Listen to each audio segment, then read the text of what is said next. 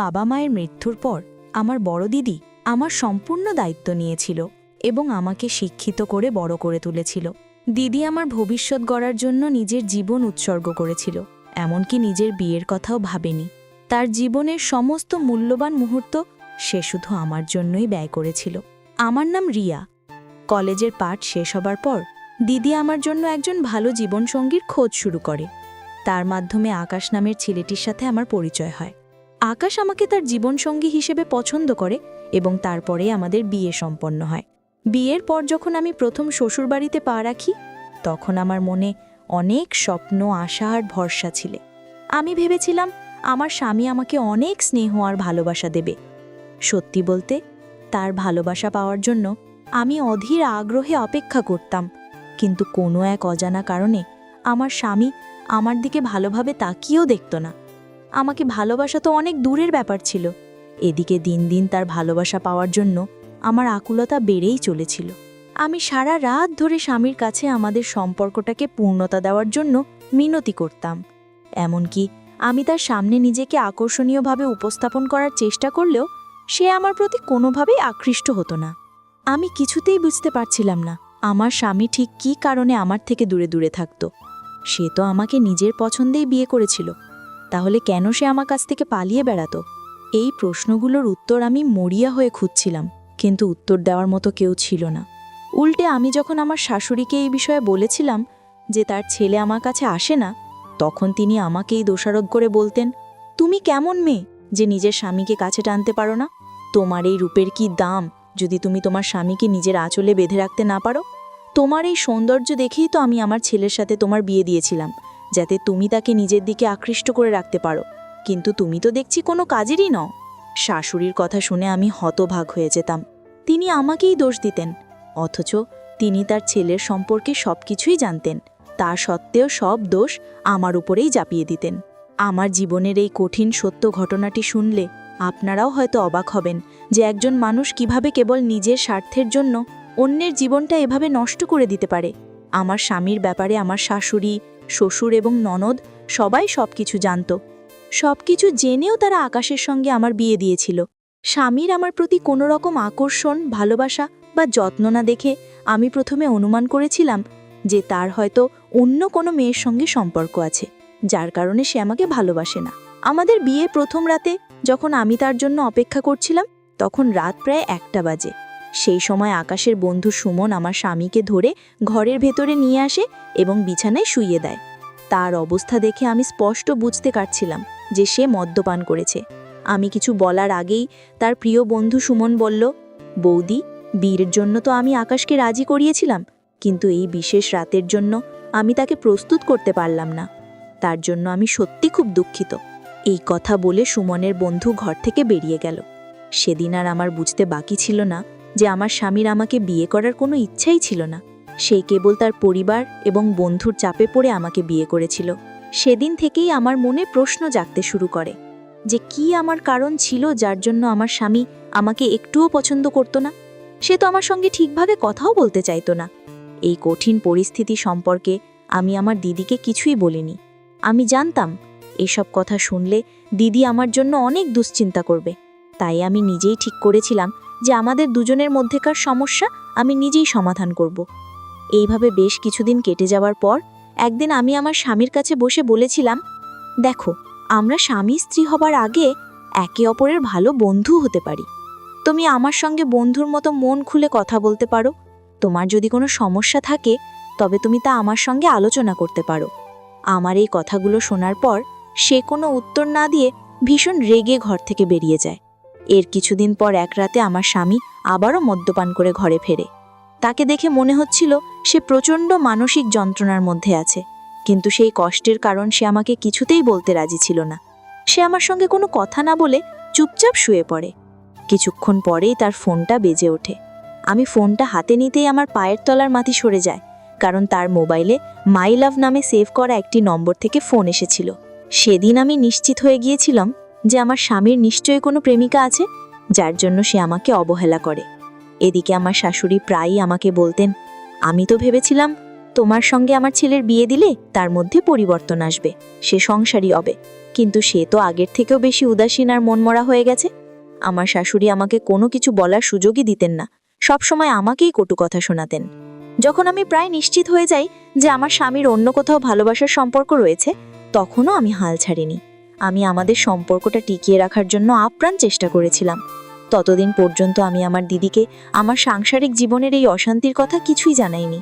আমি ভেবেছিলাম যে কোনো উপায়ে আমি আমার স্বামীকে নিজের দিকে ফিরিয়ে আনব। তাই আমি আমার স্বামীর সবচেয়ে কাছের বন্ধু সুমনের সঙ্গে গোপনে দেখা করেছিলাম। আমি জানতে চেয়েছিলাম যে আমার স্বামীর অতীতে এমন কি ঘটেছে যার জন্য সে আমার মুখ পর্যন্ত দেখতে চায় না, বা তার কার সাথে সম্পর্ক রয়েছে। তখন সুমন আমাকে বলেছিল, বৌদি, এটা আমি শতভাগ নিশ্চিত করে বলতে পারি যে আমার বন্ধু আকাশের আগে কখনো কোনো মেয়ের সঙ্গে সম্পর্ক ছিল না, এবং এখনো নেই। তার জীবনে তুমিই প্রথম নারী। আমি তখন সুমনকে বললাম, যদি তাই হয় তাহলে তোমার বন্ধুর মোবাইলে মাই লাভ নামে কার নম্বর সেভ করা আছে, আর কে তাকে ওই নামে ফোন করে? এই কথা শোনা মাত্রই সুমন ভীষণ রেগে গিয়ে বলল, তুমি আমার বন্ধুকে সন্দেহ করছো, আর এর জন্য তুমি তার মোবাইলও ঘেঁটে দেখেছো? এটা কি তুমি ঠিক করেছো? অন্যের মোবাইল এভাবে দেখার কি দরকার? তুমি তাকে এভাবে সন্দেহ করো? ছি, আমি এখানে এসে অনেক বড় ভুল করেছি। এই কথা বলে সুমন আমার কোনো কথা না শুনেই রাগে গজগজ করতে করতে সেখান থেকে চলে যায়। এর কিছুদিন পর যখন আমি আবার আমার স্বামীর কাছে যাওয়ার চেষ্টা করি, তখন সে হঠাৎ কান্নায় ভেঙে পড়ে এবং আমাকে শক্ত করে জড়িয়ে ধরে। আমি সেদিনও তার মনের কথা জানার অনেক চেষ্টা করেছিলাম। আমি বুঝতে পারছিলাম না তার মনের মধ্যে এমন কি যন্ত্রণা চলছিল যার জন্য সে ভেতরে ভেতরে এতটা কষ্ট পাচ্ছিল। যদি আমার স্বামী অন্য কোনো মেয়েকে ভালোবাসতো, তাহলে আমার শাশুড়ি শ্বশুর কেন সেই মেয়ের সঙ্গে তার বিয়ে দিল না?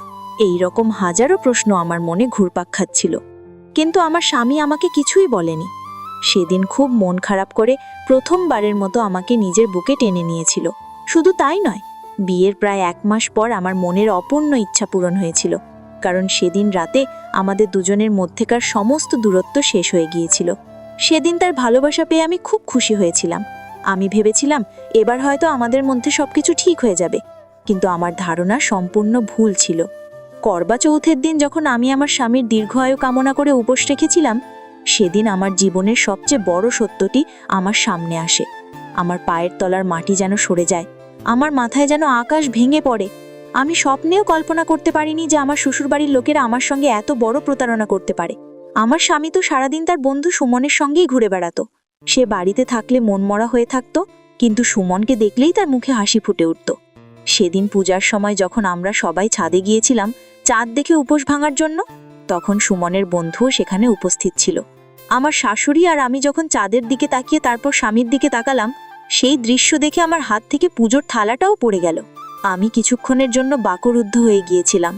আমি দেখলাম আমার স্বামী তার প্রিয় বন্ধু সুমনের পা ছুঁয়ে প্রণাম করছে, ঠিক সেভাবে যেভাবে একজন স্ত্রী তার স্বামীকে প্রণাম করে। তারপর আমার স্বামী সুমনের হাতটা শক্ত করে ধরে বলল, অনেক হয়েছে, আর নয়। আজ আমি আমার ভালোবাসাকে সবার সামনে স্বীকার করছি। আমি সুমনকে অনেক ভালোবাসি এবং তার সঙ্গেই বাকি জীবনটা থাকতে চাই। এই মিথ্যে বিয়ের বাঁধন থেকে আমি মুক্তি চাই। স্বামীর সব কথা শোনার পর আমার আর কিছু বুঝতে বাকি ছিল না। আমার স্বামী একজন সমকামী পুরুষ ছিল, যে নিজের লিঙ্গের মানুষের প্রতি আকৃষ্ট হতো।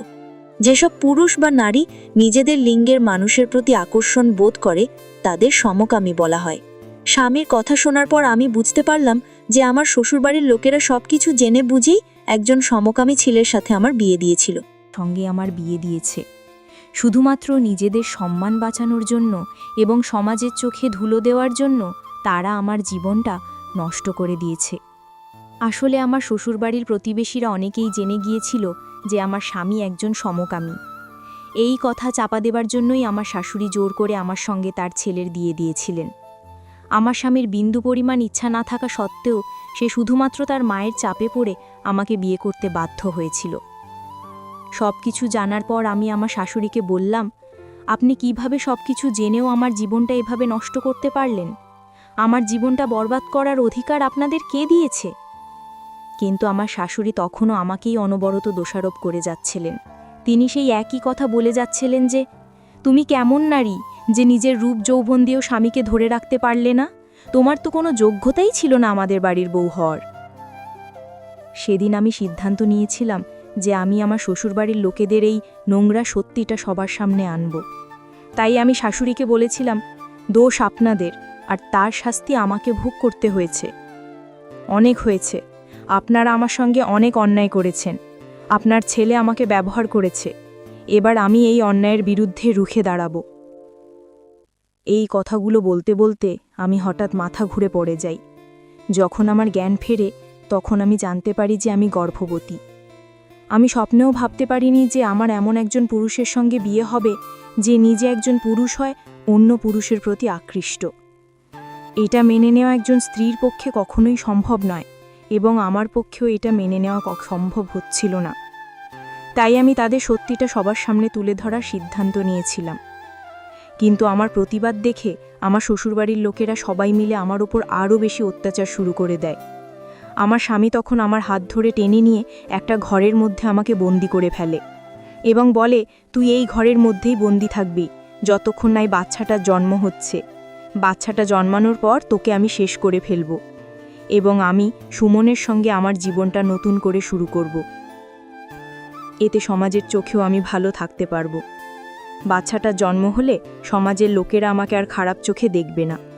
আর তোকে মেরে ফেলার পর আমরা সবাইকে বলে দেব যে তুই বাচ্চা জন্ম দিতে গিয়ে মারা গেছিস। আমি তখন মনে সাহস সঞ্চয় করে আমার স্বামীকে বলেছিলাম, তুমি আমার সঙ্গে অন্যায় করছো, তুমি আমাকে ব্যবহার করেছো, তুমি শাস্তির যোগ্য, আর আমি তোমাকে সেই শাস্তি পাইয়ে দেব। আমার কথা শুনে সে আমাকে জোরে একটা ধাক্কা মেরে মেঝেতে ফেলে দেয়, এটা জেনেও যে আমি গর্ভবতী। আমার শ্বশুরবাড়ির লোকেরা খুব ভালোভাবেই জানতো যে আমার স্বামী তার বন্ধু সুমনের সঙ্গে সম্পর্ক রয়েছে। তা সত্ত্বেও তারা আমার সঙ্গে আকাশের বিয়ে দিয়েছিল। এমনকি আমি যখন সত্যিটা জানতে পারলাম তখনও তারা আমার পাশে না দাঁড়িয়ে তাদের অন্যায়কারী ছেলেকেই সমর্থন করেছিল। আমার স্বামী আমার কাছ থেকে মোবাইলটা কেড়ে নিয়েছিল, যাতে আমি আমার দিদিকে ফোন করে কিছু জানাতে না পারি। এইভাবে প্রায় 1 মাস কেটে যাওয়ার পর আমার দিদি আমার সঙ্গে দেখা করার জন্য শ্বশুরবাড়িতে আসে। তার আসার আগ পর্যন্ত আমার শ্বশুরবাড়ির লোকেরা আমাকে প্রতিদিন ইঞ্জেকশন দিয়ে অজ্ঞান করে রাখত, কারণ আমি যদি চিৎকার চেঁচামেচি করি তাহলে প্রতিবেশীরা জেনে যাবে যে আমার সঙ্গে খারাপ কিছু ঘটছে। তাই আমার মুখ বন্ধ রাখার জন্য আমার শাশুড়ি ও আমার স্বামী মিলে আমাকে অজ্ঞান করার ইঞ্জেকশন দিত। তারা একবারও ভাবিনি যে আমি গর্ভবতী এবং যেই বাচ্চাটার জন্য তারা সমাজে ভালো সাজার নাটক করছিল সেই বাচ্চাটাকেই তারা কষ্ট দিচ্ছিল। আমি গর্ভবতী হওয়া সত্ত্বেও তারা আমাকে শক্তিশালী ইঞ্জেকশন দিয়ে অজ্ঞান করে রাখত। আমার সঙ্গে যখন 1 মাস ধরে কোনো যোগাযোগ হয়নি তখন আমার দিদি চিন্তিত হয়ে আমার সঙ্গে দেখা করতে শ্বশুরবাড়িতে চলে আসে। আমার দিদিকে দেখে আমার শাশুড়ি আর স্বামী আমাকে স্টোররুম থেকে বের করে এনে আমার ঘরে শুইয়ে দিয়েছিল, যাতে দিদির মনে কোনো সন্দেহ না হয়। সেই সময় আমার কোনো জ্ঞান ছিল না। দিদি যখন আমার সঙ্গে কথা বলার অনেক চেষ্টা করে, কিন্তু আমার শারীরিক অবস্থা এতটাই খারাপ ছিল যে আমি চোখ খুলে ঠিকভাবে তাকাতেও পারছিলাম না। আমি অনেক চেষ্টা করেও নিজেকে স্বাভাবিক রাখতে পারছিলাম না। দিদি অনেকবার আমাকে ডাকার পরেও আমি কোনো সাড়া দিতে পারিনি, কারণ তারা আমার শরীরটাকে পুরোপুরি দুর্বল করে দিয়েছিল। সেদিন আমার দিদি আমাকে ওই অবস্থায় দেখে বাড়ি ফিরে যায়। আমি ভেবেছিলাম হয়তো দিদি কিছুই বুঝতে পারেনি যে আমি কতটা যন্ত্রণার মধ্যে আছি।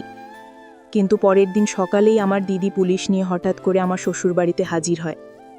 আমাকে দেখার পরেই দিদির মনে সন্দেহ হয়েছিল যে আমার শ্বশুরবাড়িতে নিশ্চয়ই কোনো বড় সমস্যা চলছে যা তারা লুকাতে চাইছে। পুলিশ এসে পুরো বাড়ি তল্লাশি করার পর আমাকে স্টোররুমে অজ্ঞান অবস্থায় পড়ে থাকতে দেখে। দিদি আমাকে ওই অবস্থায় দেখে দ্রুত হাসপাতালে নিয়ে যায়। হাসপাতালে 2 দিন চিকিৎসার পর আমি ধীরে ধীরে সুস্থ হয়ে উঠি। আমি তখন দিদিকে জড়িয়ে ধরে আমার সঙ্গে ঘটে যাওয়া সমস্ত অন্যায়ের কথা খুলে বলি, কিভাবে আমার শ্বশুরবাড়ির লোকেরা আমাকে বন্দি করে রেখেছিল। আমি পুলিশের কাছে আমার শ্বশুরবাড়ির লোকেদের বিরুদ্ধে জবানবন্দি দিই। তাদের বিরুদ্ধে প্রমাণ পাওয়ার পর পুলিশ আমার শ্বশুর শাশুড়ি ননদ আর স্বামীকে গ্রেফতার করে নিয়ে যায়। তারপর আমি দিদির সঙ্গে আমাদের বাড়ি ফিরে যাই। আমি ভেবেছিলাম এবার হয়তো আমি আমার বাচ্চাটাকে বাঁচাতে পারবো, তাকে ভালোভাবে জন্ম দিতে পারবো। কিন্তু আমার সেই আশা পূরণ হয়নি। আমার বাচ্চাটি মৃত অবস্থায় জন্মগ্রহণ করে। আমার শ্বশুরবাড়ির লোকেরা আমাকে যে প্রত্যেকদিন চেতনানাশক ইঞ্জেকশন দিত, তার ফলেই আমার গর্ভের সন্তানটি মারা গিয়েছিল। এই ঘটনার পর আমি মানসিকভাবে সম্পূর্ণ ভেঙে পড়েছিলাম। এই গভীর কষ্ট থেকে বেরিয়ে আসতে আমার অনেক সময় লেগেছে। এখন আমি আমার দিদির সঙ্গেই থাকি এবং সিদ্ধান্ত নিয়েছে যে আর কখনো বিয়ে করব না। একবার বিয়ে করে আমি প্রতারিত হয়েছি, দ্বিতীয়বার আর এই ভুল করতে চাই না। আমার দিদি তো আমার জন্য ভালো পরিবার আর ভালো পাত্রপাত্রী দেখেই বিয়ে দিয়েছিল, কিন্তু আমরা কেউ ঘুণাক্ষরেও টের পাইনি যে সেই মানুষগুলোর ভেতরটা এতটা অন্ধকার এবং তারা এতটা নির্দয়, নিষ্ঠুর ও কঠোর মনের হতে পারে। সমকামী হওয়া কোনো অপরাধ নয়, কারণ আমরা সবাই সৃষ্টিকর্তার সৃষ্টি। এই পরিচয়টা কেউ চাইলেই পরিবর্তন করতে পারে না, কিন্তু আমাদের যার যা পরিচয় সেটাকে সাহসের সঙ্গে সবার সামনে গ্রহণ করার ক্ষমতা থাকা উচিত, যেটা আমার স্বামী করতে পারেনি। উল্টে সে নিজের সত্যিটা সমাজের কাছ থেকে লুকোনোর জন্য আমার জীবনটাকেই শেষ করে দিতে চেয়েছিল এবং আমার ওপরই অকথ্য অত্যাচার করেছিল। বন্ধুরা, আজকের গল্পটি এখানেই শেষ করছি। গল্পে কোনো ভুল ত্রুটি হয়ে থাকলে ক্ষমা করে দেবেন। আর এই ধরনের গল্প শুনে যদি আপনাদের ভালো লেগে থাকে, তাহলে গল্পটি ভালো লাগলে একটা লাইক করে দেবেন আর আপনাদের মূল্যবান মতামত কমেন্ট করে জানাবেন। আর পরবর্তী গল্পের সঙ্গে জুড়ে থাকার জন্য ভালো লাগলে একটা লাইক করে দেবেন আর আপনাদের মূল্যবান মতামত কমেন্ট করে জানাবেন। আর পরবর্তী গল্পের সঙ্গে জুড়ে থাকার জন্য আমাদের চ্যানেলটিকে সাবস্ক্রাইব করে পাশে থাকা বেল আইকনটি প্রেস করে দেবেন, যাতে আমাদের নতুন গল্প আপলোড হওয়ার সঙ্গে সঙ্গে নোটিফিকেশন চলে যায় আপনাদের কাছে।